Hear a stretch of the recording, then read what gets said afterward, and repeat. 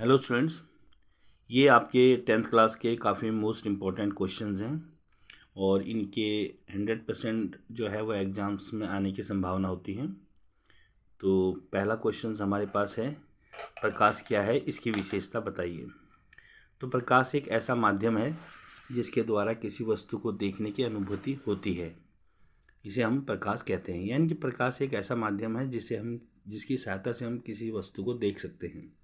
अगर प्रकाश होगा तो हम वस्तु देख सकते हैं, अगर प्रकाश नहीं होगा तो हम वस्तु को नहीं देख सकते। अब प्रकाश की विशेषताएं क्या होती हैं? देखिए, प्रकाश ऊर्जा का एक रूप है। फर्स्ट पॉइंट हमारा आ गया। सेकंड है, प्रकाश एक विद्युत चुंबकीय तरंग भी है। प्रकाश एक तरंग की तरह कार्य करता है और प्रकाश की चाल सबसे अधिक निर्वात्म होती है। तो प्रकाश की चाल जो है सबसे अधिक निर्वात्म होती है। प्रकाश सदैव सीधी रेखा में गमन करती है, सीधी चलती है। और प्रकाश एक अनुप्रस्थ तरंग है।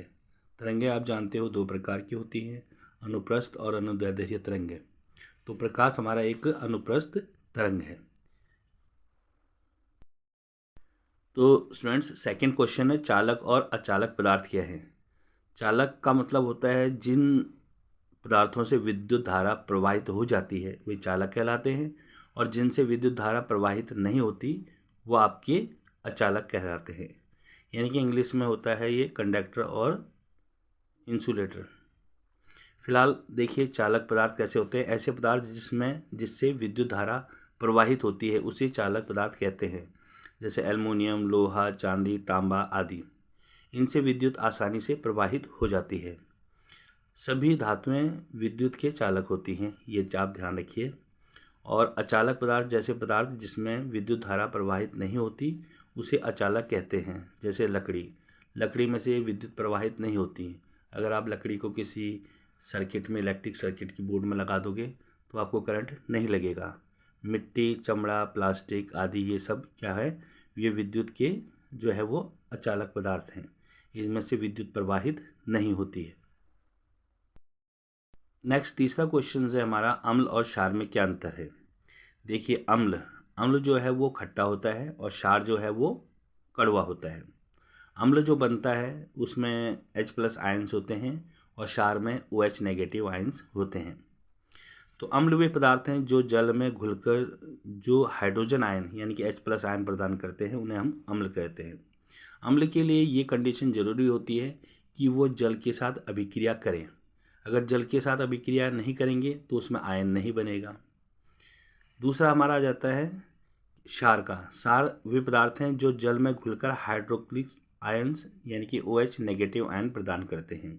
दोनों में यही है, जल में दोनों ही घुलते हैं, पर जो अम्ल है वो H+ आयन प्रदान करते हैं और क्षार जो है वो OH नेगेटिव आयंस प्रदान करते हैं। अम्ल स्वाद में खट्टे होते हैं और क्षार स्वाद में कड़वे होते हैं, दोनों के स्वाद। इसका थर्ड पॉइंट है, अम्ल नीले लिटमस पत्र को लाल कर देते हैं। ये लिटमस पेपर एक प्रकार का पेपर होता है जो ये पहचान बताता है कि ये भी इसमें ये अम्ल है, ये क्षार है। क्योंकि बिना, अगर जैसे मान लीजिए आप कह सकते हैं जी हम चेक कर सकते हैं नहीं कि ये खट्टा है या कड़वा है, अम्ल क्षार बताते हैं। मगर कुछ ऐसे अम्ल और क्षार होते हैं जो पॉइजनस होते हैं, तो उनका स्वाद अगर हम लोग मुँह में चखेंगे तो उससे हमें ये पता कि वो पॉइजनस होते हैं, तो हमें नुकसान हो सकता है। तो ये लिटमस पेपर एक ऐसा होता है जो कि पता लगा देता है उनके कलर से कि ये भी क्या चीज़ है। अगर हम किसी सॉल्यूशंस को अगर हम लिटमस पत्र में डालते हैं, नीली लिटमस पत्र में डालते हैं, अगर लाल हो जाता है तो समझिए ये अम्ल है। और अगर वो क्या कहते हैं, लाल लिटमस पत्र में नीला कर देता है उसे, तो ये क्षार होता है। कुछ उदाहरण दिए हुए में HCl जो है, H2SO4, ये सब क्या है, अम्ल है। और क्षार जो है वो NaOH, KOH, ये सब आपके क्षार हैं। अगला हमारा क्वेश्चन है, वृक्क के 4 कार्य बताइए। तो ये भी इम्पोर्टेंट क्वेश्चन है। देखिए, वृक्क नाइट्रोजनी पदार्थों को शरीर से बाहर निकालता है। जो अवशिष्ट पदार्थ होते हैं, जो बेकार होते हैं, उन्हें शरीर से बाहर निकालता है। ये शरीर में जल की मात्रा को संतुलित बनाने में सहायक होता है ये। तो शरीर में जो जल की मात्रा संतुलित होनी चाहिए, नहीं तो डिहाइड्रेशन हो जाता है। तो ये क्या करता है कि उसको संतुलित करता है। शरीर में अम्ल क्षार की मात्रा को भी संतुलित करता है।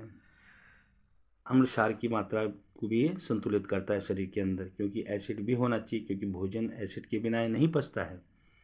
और लवण की संतुलन में सहायक होता है। लवण जो हमारे शरीर में चाहिए उसको, तो उसके लिए संतुलन में भी जो है ये वृक्क मददगार है। तो शाकाहारी और मांसाहारी को परिभाषित कीजिए। शाकाहारी यानी कि हर्बिवोर्स वे जीव होते हैं जो अपना भोजन पौधे या पौधों के उत्पादकों से ग्रहण करते हैं, उन्हें हम शाकाहारी कहते हैं। जैसे बकरी, हाथी, टिड्डा आदि। ये केवल क्या करते हैं, पौधों और पौधों के उत्पादकों को ही ग्रहण करते हैं, इसके अलावा और कुछ चीज़ नहीं खाते। मांसाहारी है कार्निवोर्स वे जीव होते हैं जो अपना भोजन दूसरे जीवों के मांस से प्राप्त करते हैं, उन्हें हम मांसाहारी कहते हैं। जैसे शेर है, शेर तो घास नहीं खाता है, शेर क्या करता है, वो मांस खाता है दूसरे जानवरों का। बाघ भी ऐसी है, सर्प भी जो है घास नहीं खाता, वो भी दूसरे जानवरों को खाता है। तो इन्हें हम क्या कहते हैं, मांसाहारी कहते हैं। अगला नेक्स्ट क्वेश्चन है, उत्सर्जन की परिभाषा दीजिए। उत्सर्जन के प्रमुख अंगों के नाम बताइए। उत्सर्जन का मतलब होता है जो भी शरीर में भोजन के पचने के बाद जो अपशिष्ट पदार्थ बचते हैं उन्हें बाहर निकालने की जो क्रिया होती है वो उत्सर्जन कहलाती है। और ये जो है मलमूत्र और जो है पसीने के रूप में बाहर निकलती है। तो ये आ गया शरीर की क्रियाओं के फलस्वरूप उत्पन्न हानिकारक नाइट्रोजन युक्त अपशिष्ट पदार्थों को शरीर से बाहर निकालने की क्रिया को उत्सर्जन कहते हैं। सिंपल भाषा में हम कह सकते हैं जो भी अपशिष्ट पदार्थ हमारे जैव क्रिया के बाद उत्पन्न होते हैं उनको बाहर निकालने की प्रक्रिया ही उत्सर्जन कहलाती है। उत्सर्जन के दो प्रमुख अंग होते हैं, वृक्क और फेफड़ा। अगला हमारा क्वेश्चन है, HIV और एड्स का पूर्ण रूप दें, यानी कि इन्हें आप डिटेल्स में बताएं। इसके बारे में क्वेश्चन कई बार एग्जाम्स में आता है। तो HIV का मतलब होता है ह्यूमन इम्यूनो डेफिशिएंसी वायरस, और एड्स का मतलब होता है एक्वायर्ड एमिनो डेफिशिएंसी सिंड्रोम। हमारा 8वां क्वेश्चन है, उत्प्रेरक को से आप क्या समझते हैं। वे पदार्थ जो स्वयं रासायनिक अभिक्रिया में भाग नहीं लेते हैं लेकिन अभिक्रिया के वेग को बढ़ाते हैं या घटाते हैं, उसे उत्प्रेरक कहते हैं।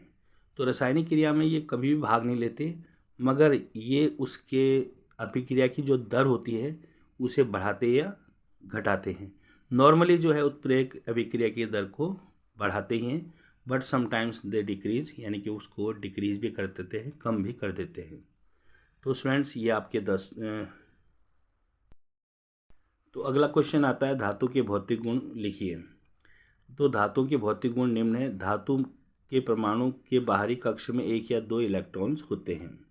तो सबसे पहली बात होती है 1, 2 या 3 इलेक्ट्रॉन्स होते हैं। इसका मतलब होता है जो वैलेंस इलेक्ट्रॉन्स होते हैं वो या तो 1 होगा या 2 होंगे या 3 होंगे। कभी भी चेक करने के लिए आपके पास क्वेश्चन आता है भी, किसी का भी एटॉमिक नंबर दिया हो जाता है तो आप उसका इलेक्ट्रॉनिक विन्यास निकाल के चेक करते हैं। अगर वैलेंस इलेक्ट्रॉन्स आपका 1, 2, 3 आता है तो वो धातु है, और इसके अलावा 4, 5, 6, 7 तक आता है तो वो अधातु है। मगर जहाँ 8 आ जाए, 8 तो पूरा भरा हुआ है, तो ये अक्रिय गैसें होती हैं। दूसरा है, धातु विद्युत का धनात्मक होता है क्योंकि ये इलेक्ट्रॉन त्याग करता है। तो यानी कि ये जो भी धातु है वो इलेक्ट्रॉन्स को दे देते हैं, ठीक है, और अधातु जो है इलेक्ट्रॉन्स को लेते हैं। धातु आघातवर्धनीय तथा तन्य होती हैं। तो धातु आघातवर्धनीय का मतलब होता है अगर हम उसको क्या करते हैं, चोट, उसको हम चादर में, यानी कि आघातवर्धनीय का मतलब होता है उसको चोट करते हैं तो उसको हम किस में बदल सकते हैं, चद्दरों में बदल सकते हैं। तन्य का मतलब हम उन्हें तारों में बदल सकते हैं। धातु के द्रव्यमान व क्वथनांक उच्च होते हैं। इनकी जो है मेल्टिंग और बॉइलिंग पॉइंट्स काफ़ी ज़्यादा होते हैं। और धातु में एक विशेष प्रकार की चमक होती है। जितने भी धातुएं होती हैं उसमें चमक होती है, कुछ धातु को छोड़कर जिन्हें चमक नहीं होती है। और धातु ऊष्मा व विद्युत की सुचालक होती है, यानी कि ये विद्युत और ऊष्मा इनमें से आसानी से प्रवाहित हो जाती है। धातु कमरे के ताप पर सामान्यतः ठोस होते हैं। कमरे के ताप पर धातुएं जो हमेशा ठोस ही होती हैं।